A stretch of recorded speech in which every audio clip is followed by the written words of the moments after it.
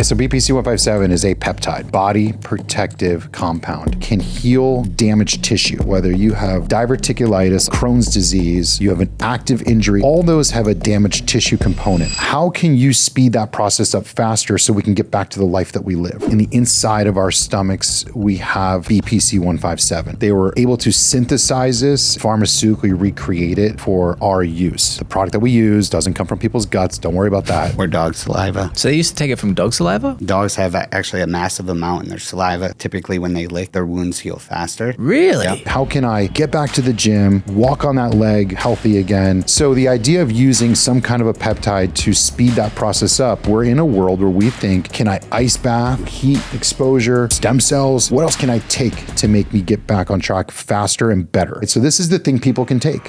Welcome to the ManLab, where we combine science and health in the pursuit of making men great again. This is how legends are born.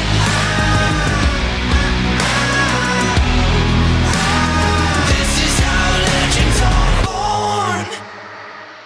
Hey guys, welcome back to the ManLab. Today we are going to be covering a very popular yet controversial peptide, BPC-157. This has been the recent thing that has been cancelled by the FDA, let's say. So what we want to do is look into what are the benefits, how does it work, what are some of the risks, and also how should you be properly taking it for whatever injury or longevity goals you have. So today with me, I've got Alex and Jeff from T Clinics, co-founders of the men's clinic, and we're going to be covering everything I just mentioned so that you can make a good decision on whether or not BPC-157 is the right option for you.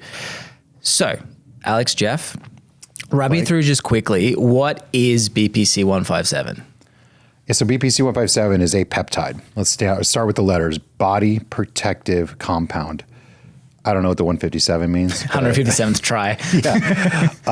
But it's a peptide, and it's in the category what's considered a healing peptide. So basically it makes the body heal, right?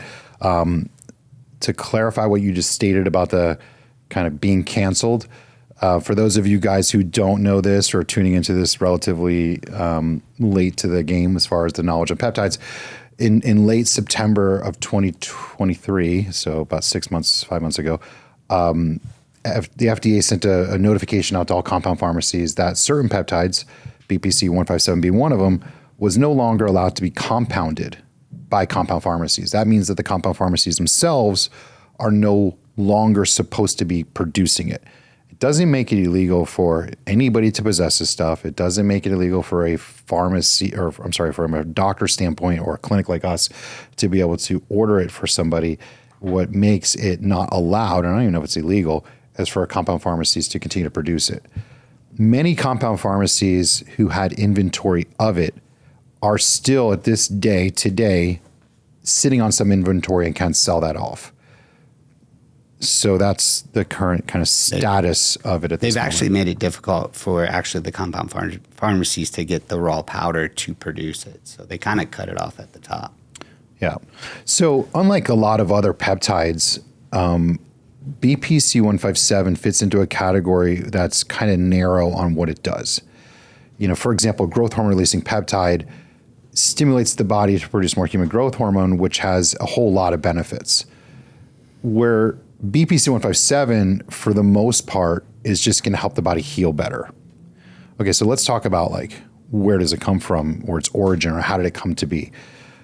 Our stomachs, in the inside of our stomachs, we have BPC-157 to begin with. Our gastric juice contains BPC-157, this healing peptide.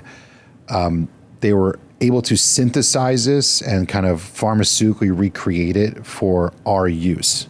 So the product that we use doesn't come from people's guts. Don't worry about that. Or dog saliva. Or dog saliva, like a lot of the kind of originations of where the stuff was discovered. So they used to take it from dog saliva? Dogs have actually a massive amount in their saliva. Like typically when they lick, their wounds heal faster. Yep. Really? Yep. Mm-hmm. Huh.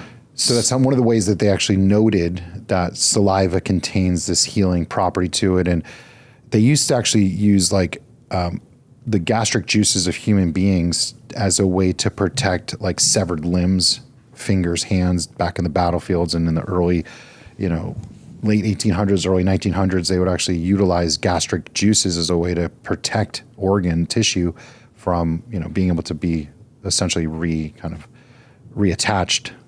A lot of times it failed, but it was still a way. Actually, if you go back Sounds to like like a doozy. 1915 or whatever, Dr. Pavlov actually used to take dog saliva, and he dealt with people with like diverticulitis, ulcerative colitis, right. and have them drink, and it would heal the gut lining, and obviously like kind of prevent some of the issues they were facing or some of the side effects they were having. Wow. Okay. All right. So anyway, that's kind of where it comes from as far as Yeah. the kind of molecule discovery point. And they have found that through injectable versions or pill versions, and that when we consume it, that tissue is healed. Now, there's a lot of information, whether or unknown information, whether the injectable version can be done systemically or needs to be done directly to the area of injury. Meaning, if I have a torn quadricep, for example, is injecting it into my quadricep muscle going to be better than taking it into my belly fat injection or taking a pill of it? Which of the three would arguably make the heal better? Mm-hmm. And there's just no long-term studies on these peptides or really well-funded, randomly controlled studies to know the answer to this question. So a lot of the information that's out there is either anecdotal and it's going to be based on some gutty's experience or somebody's hypothesis on how this would work. And the hard part about healing, my take on it is this: like, if I told you to take this healing peptide and inject it into your torn bicep, and you come back to me after a few weeks like, oh my God, this stuff's amazing, it worked. How do you know? Because you don't know how fast you would have healed had you not used it. All you know is you healed fast, and maybe your doctor or friend said, this should have took you twice the length, but It's like you don't really have. you an only know ability the to road you went split down. test. You didn't tear two biceps at one time, treat this one and not treat this one. And even if you did, then the notion of it going systemic could also be helping the other bicep heal just as fast. So again, injectable, pill, healing peptide, kind of that's the conversation we're about to have. Yeah. So, because I've heard about BPC across the board. It's from podcasts through to controversies in the news and everything.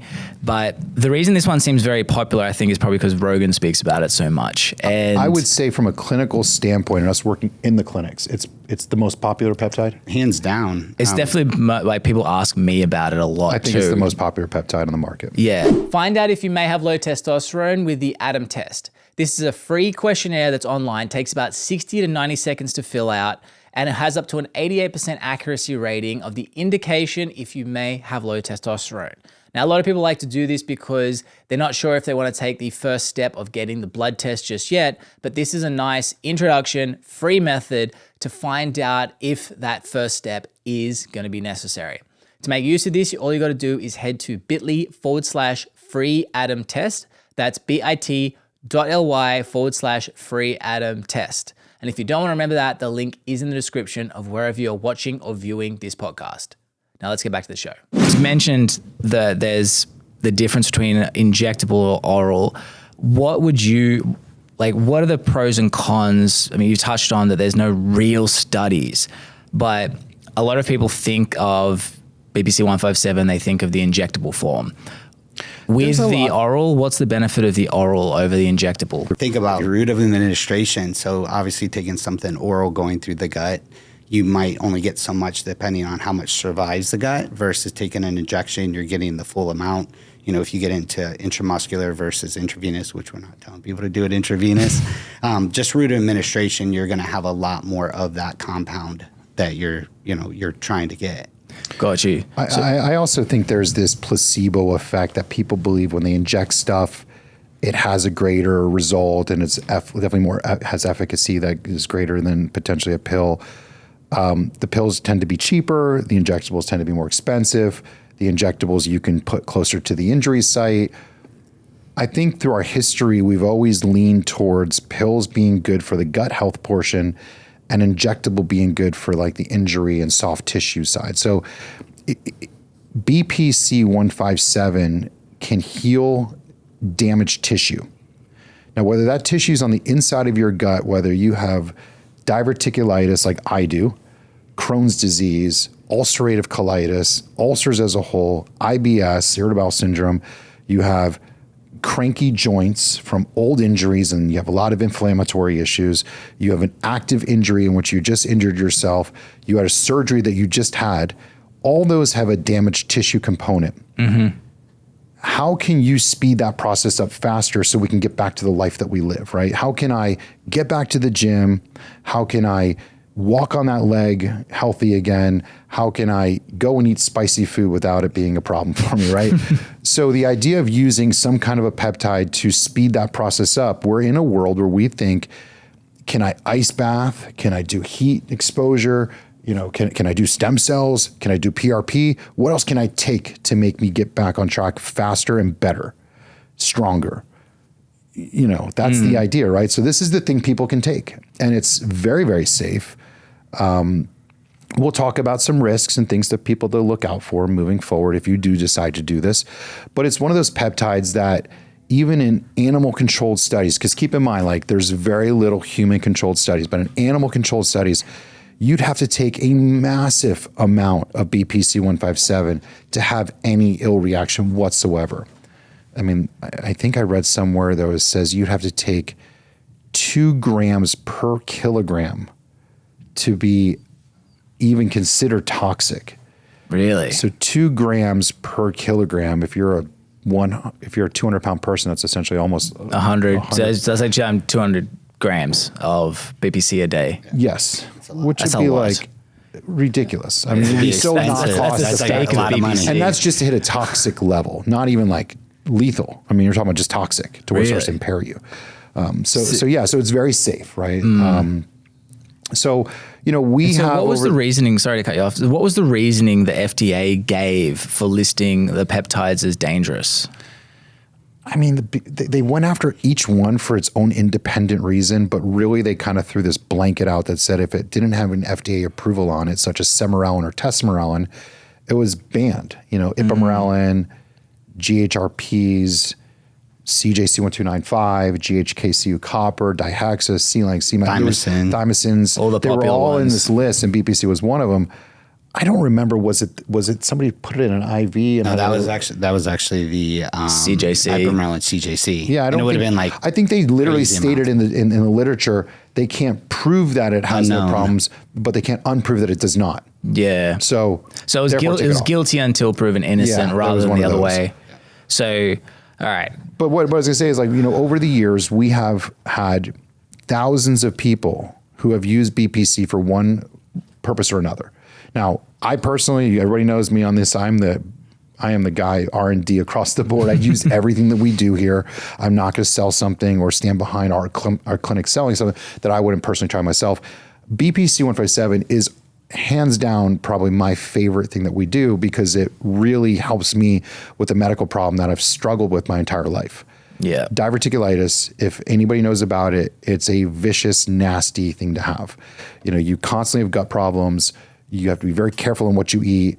When you have inflammatory issues with your gut, you're miserable, right? I mean, I couldn't eat ground beef or nuts, or, you know, I was always the guy who would take the sesame seeds off sushi rolls.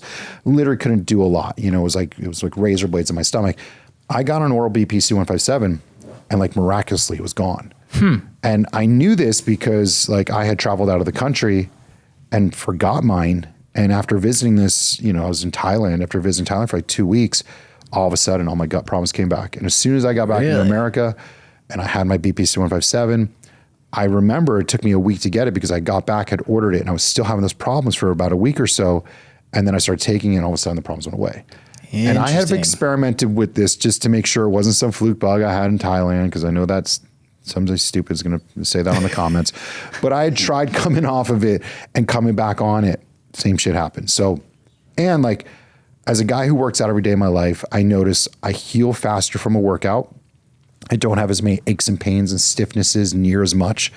And so like from a bodybuilder's perspective, you know, the action of working out is tearing muscle fibers. And the action of getting stronger, bigger muscles is in the healing process. When we sleep at night and you take protein and amino acids, your muscles get stronger and come back together better.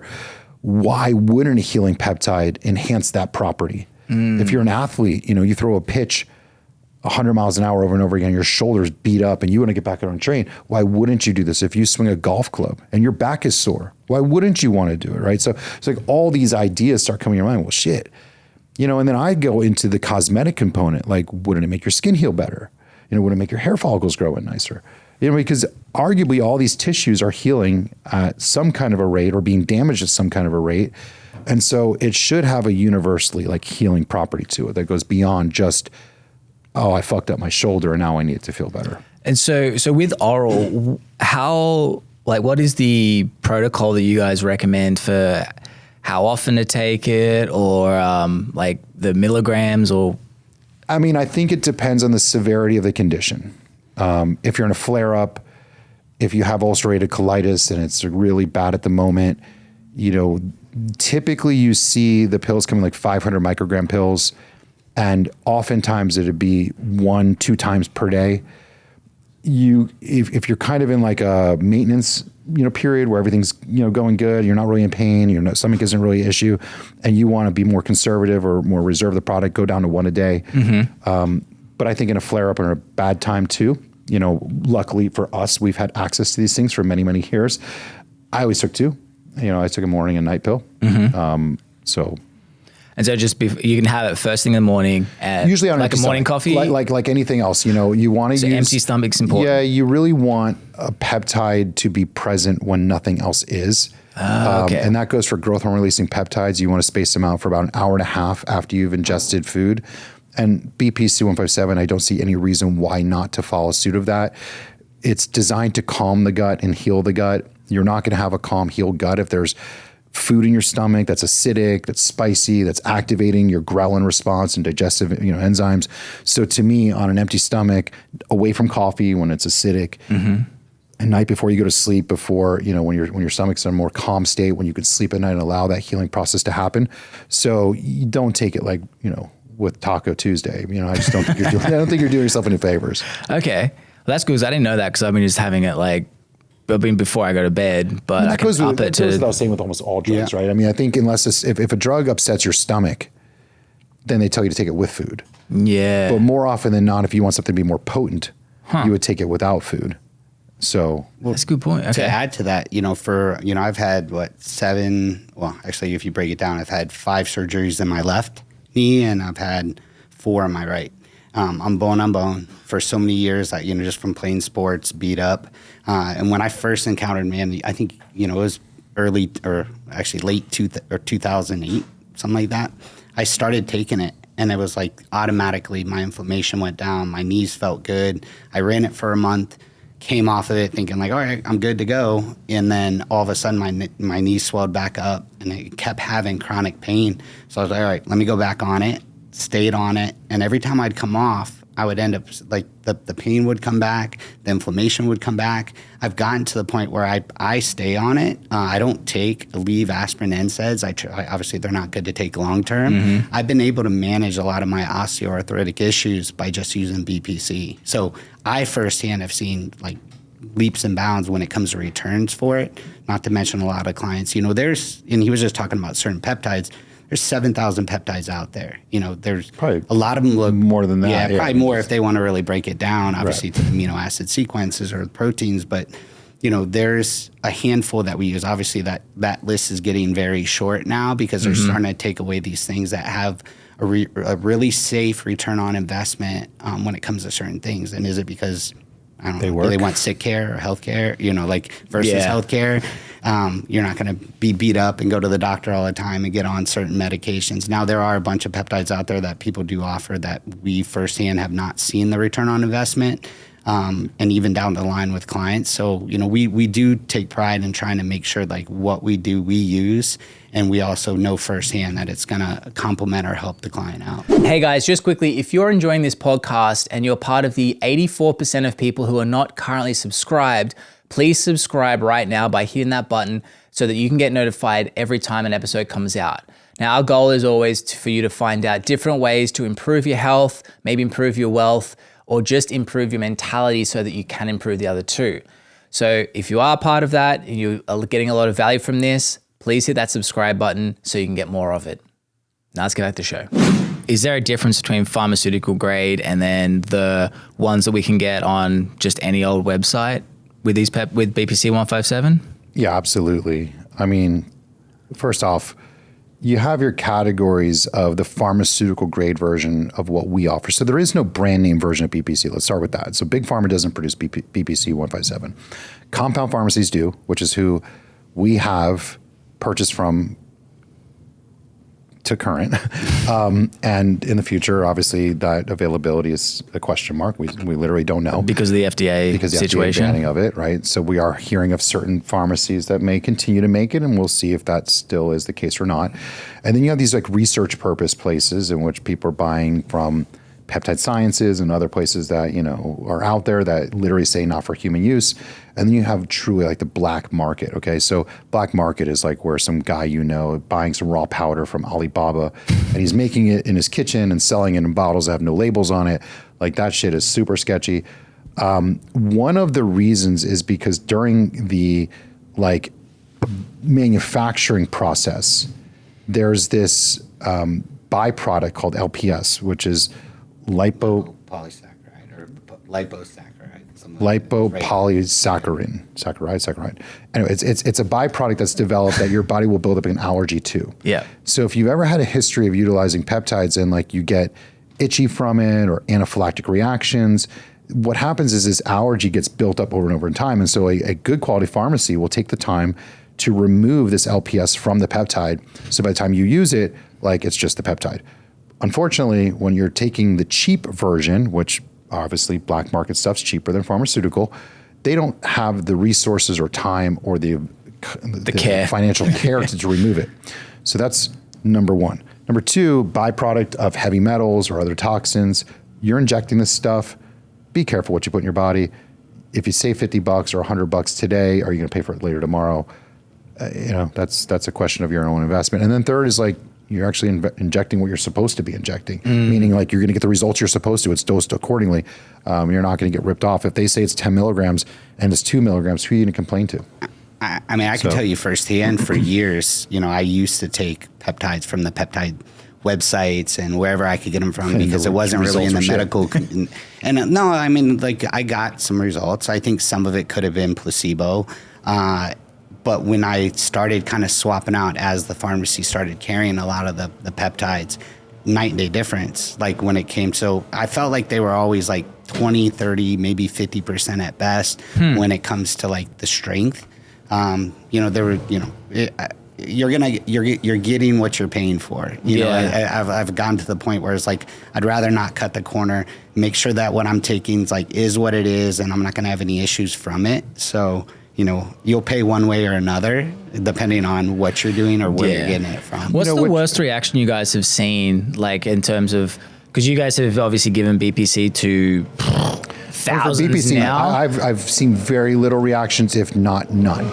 Yeah. But some of the other peptides, CJC1295 carries a very high percentage of people who can't tolerate have allergy issues. And I've had people have anaphylactic reaction in which like they can't breathe. I would say like 2 out of 10, Yeah, like if you really broke it down, but like that's, but that's common. Like, It starts with like injection site itches. Yeah. And then it becomes a little bit of a rash. And then it becomes a little tightening of the chest. And then, you know, just kind of heaviness in your chest when you breathe. And before you know it, like some people, like literally it stops there and life goes on. I've had clients that they're like injecting it and it swells up like a big silver dollar. CJC you said, or that's a common one. I would say like 20%. And what's happening is the body's telling you like, stop injecting me with this shit. You know, I'm telling you like, I don't like this. I don't like this. And eventually what happens if you've ever been allergic to something, your body can eventually say no more. Yeah. And it just builds up so much. And the anaphylactic issue, like anaphylaxis is like no joke. I mean, this is where people's throat can close up and they can't breathe. And if they're at home by themselves and they can't get to a phone, like you could die from that. So you have to be very, very conscious and listen to your body. If it doesn't like something, stop taking it. But BPC. But you get that warning at least. So like you get that warning of a little rash. Over time, that's the warning sign like, hey, I would chill say, out. I'm not going to say it's there are people who have extreme allergies, of course, and very hypersensitive to something. It takes one small shot and boom, those problems happen. But I have, knock on wood, not had that experience with any clients of our clinics with BPC-157. Now, this goes with injectable, mind you. Yeah. Now, when we talk about pill version, the body has a filter system, and obviously, again, you can be allergic to peanuts and to allergy issues and, hypersensitivity, but generally the pills are widely more tolerated than something that's injectable. Okay. And now, let me just clear this up about BPC because I don't know, I just want to make sure we say this without it. One of the things that BPC-157 does is it not only fixes damaged tissue, but identifies damaged tissue. So our bodies are capable of sending up signals to say, there's a problem here, right?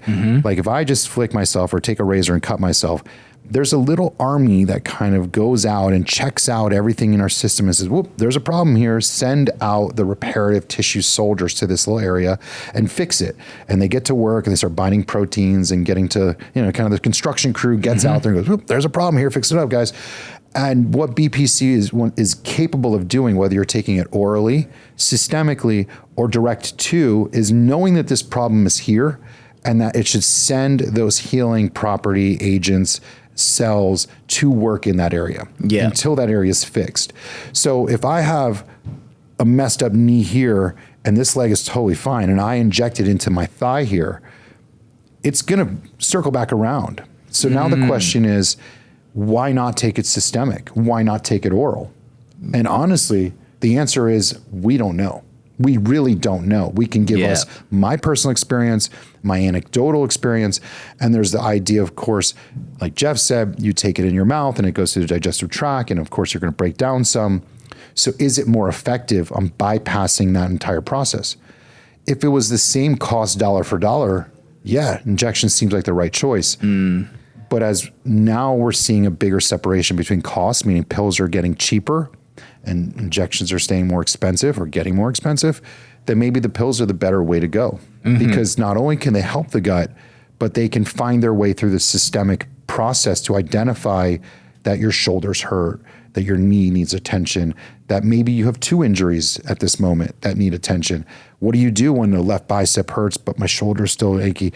Hey, I'm 45 years old, man. Let me tell you something. There's not a time in my life that maybe 2 things aren't somewhat hurting. Knees kind of hurt, lower back kind of.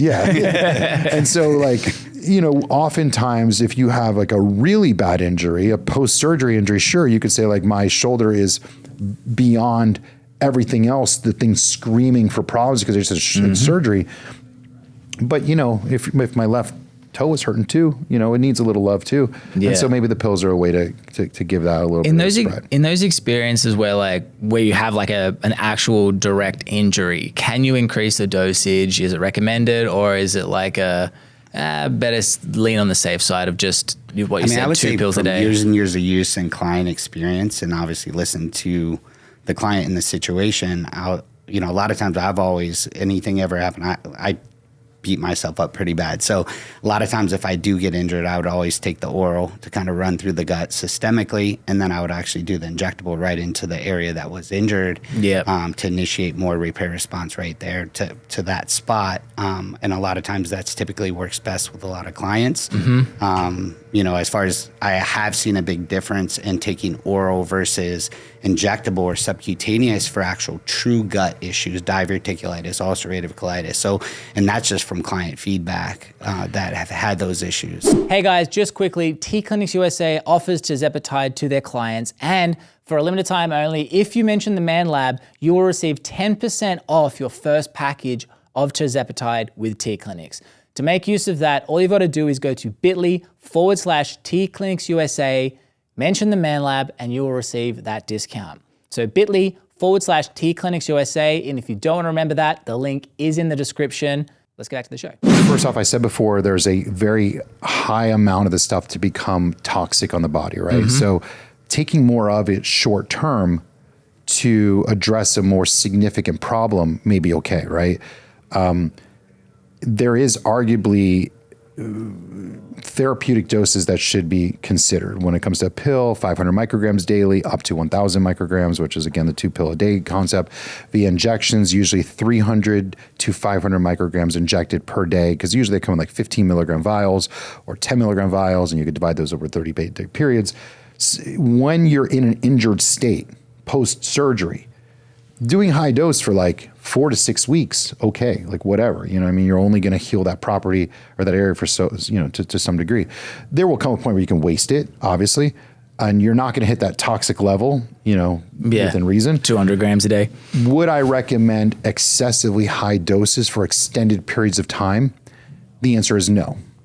And the reason being is because BPC-157 increases what's called angiogenesis, which is the formation of blood vessels.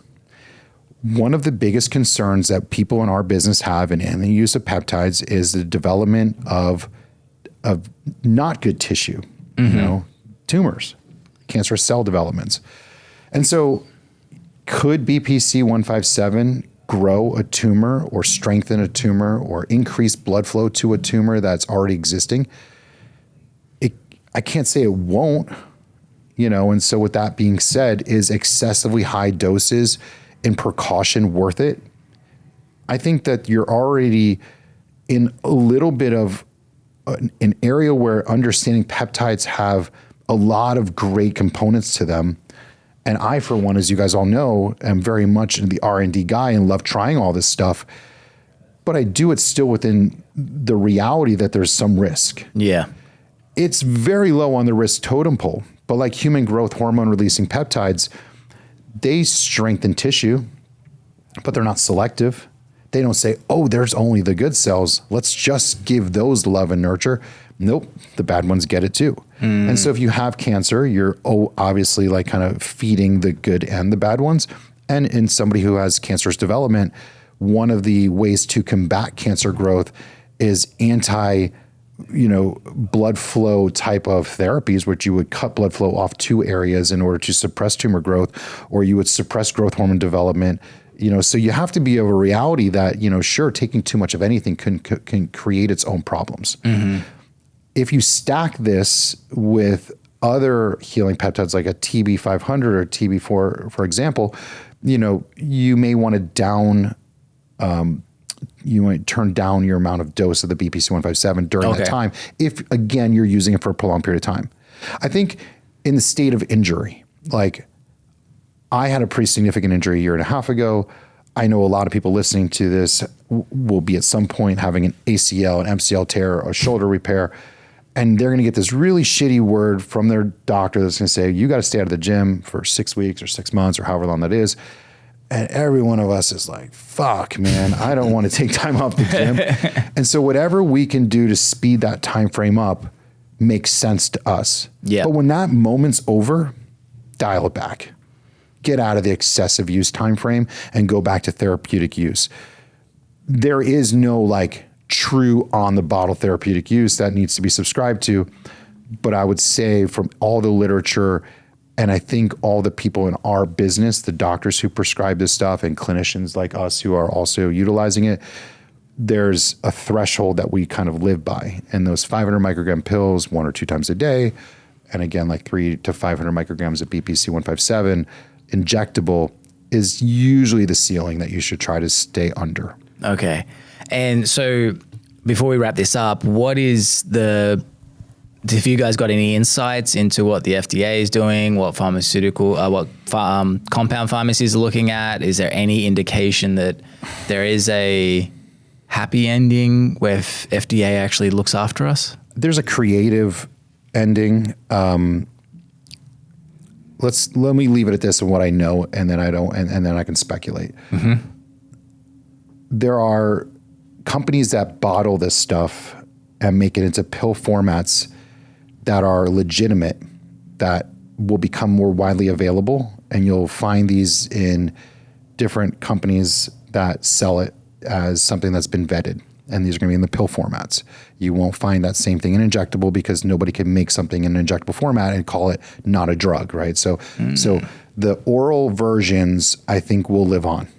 Interesting. The injectable versions, unfortunately, if I was a betting man, I would not bet on this being available probably even by the time this show comes out, if not shortly thereafter.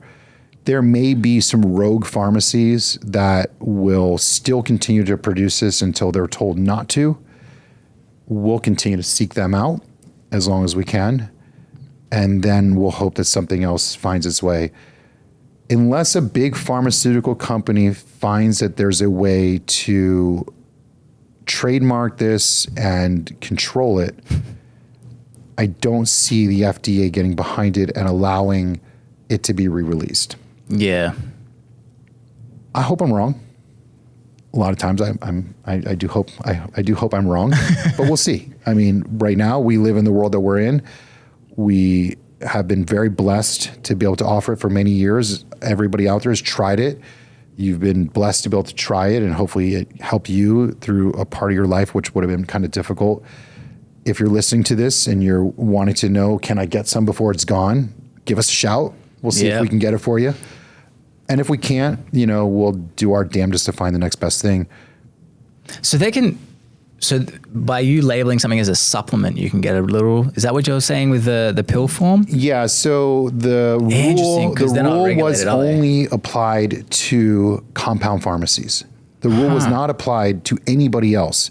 It was put into a category 2, whatever the hell category 2 meant to the compound pharmacies, but it only applied to 503A pharmacies. It was specific to 503 compound pharmacies. You are not allowed to produce these peptides. Interesting. Dietary supplement companies have been making certain supplements like, for example, MK677, which is ibutamorin. You'll see GHKCU copper being produced in a pill format, KPV, which is a healing peptide as well, BPC157. These different peptides have been in this gray area of the world. Mm-hmm. They're not considered research, because that's shit I'd say don't take, because there's no regulatory process for that whatsoever. How do you find out if something is classified as research? Oh, it'll say it, hands down, because when you buy it for that website to exist. Let me put it this way. If you go to buy it on a website and they ask you to put your Bitcoin address in there or sell the money to them, chances are it ain't legit, okay? Yeah. For starters. But read the disclosures. It'll literally say on the bottle. Like, I've had clients bring this stuff to me, like, what about this? And I'm like, do you read the bottle? It says not for human use, because they want you to put it into a petri dish and test it. So can we get dietary supplement versions of BPC157 that have fallen into this not research but not 503A category? Yes, we can. And are we offering it now? Yeah, we do. How long will it be available for? If they're next on the chopping block, then we'll lose that, But for the time being, that's a pivot. So it's until the FDA notices again. Well, what sucks about that is they're obviously saying it's unknown, the safety unknown, unsure, and now they're forcing people to going to have to start getting it from not so good places or not so reputable places. It's gonna open up people to kind of get it wherever they could get it, in hopes that it's going to do what it did. And if it's from a reputable place, you'll be okay. But I think, a lot of people are going to have some issues with some of the places they source it. I have to say, like, doing this podcast, we become more aware of podcasts ourselves. I was not a podcaster before starting this. And as great as the world of podcasts is for information being sent out there, I blame it for the fault of peptides. I mean, guys like Joe Rogan and Ben Greenfield and some of these really big hitters that are in this industry, and even Andrew Huberman, talking about these things like they are the next best thing and like everybody should get on them. It shines a light too bright, and gets to a point where some of the people who matter, big pharma's weapon, start to listen and say, this shit is becoming a problem. And now you have these popularities of GLP-1s, which is the semaglutide tirzepatide, which are peptides, gaining such momentum that they have to start to say, well, what else is out there that could be either monetized by us, big pharma, or getting in the way of us doing our other. A lot of those GLP-1s, though, they're patented by big pharma, aren't they? Yeah, so they'll be fine. Well, they're compounded too, though. Yeah. They're only compounded because there's a shortage of them. So there's a differential. Like, the reason why, if you're on this podcast, you're able to get semaglutide and tirzepatide is because the manufacturers, Lilly and Novo Nordisk, cannot make it fast enough. So there's too many buyers and not enough drug. And as long as that equation is supply is less than demand, compound pharmacies can step in and save the day. Gotcha. There will come a day and a time where the compound pharmacies will be told by Big Pharma, you guys can't make this shit anymore because they're able to make enough. But when you have a drug as popular as semaglutide and tirzepatide, Mounjaro, Zepbound, Ozempic, Wegovy's, I don't know if those guys can catch up with the demand that's ever growing with a diabetic and obese society that we have globally, Yeesh. But like I said, BPC, shit, if I was GlaxoSmithKline or Pfizer or Eli Lilly, I would say, look at the freaking popularity of this stuff. Yeah, that's probably what's happening too. Anti-inflammatory, gut health, like holy shit. What an amazing opportunity that this thing could be for a big pharmaceutical company. And so maybe that's the future. And then if it does go that route, getting us healthy for a change. here would be the silver lining. If it goes that route and Big Pharma does produce it and they fall into shortage, guess who will have access to it again? We wouldn't. Then we'll finally have it again. Yeah. Maybe Big Pharma will start actually getting people healthy. We'll see. They can make money on it. Yeah. Well, thanks, guys. And guys, if you wanted to find out about BPC, if you have more questions, it's best to contact them directly on the website. It's tclinicsusa.com. The other option also, if you just want to buy it, go to tclinicsusa.com. You will have to speak with someone, I think, directly first. Yep. It's not just a buy online, because as we mentioned in this podcast and all the others, if it's just buying blindly, it's probably a little bit sketchy. So yes, tclinicsusa.com, subscribe to the channel. If you want to check out the Adam test before as well, go to bit.ly/free Adam test, and we'll see you next time. See you guys.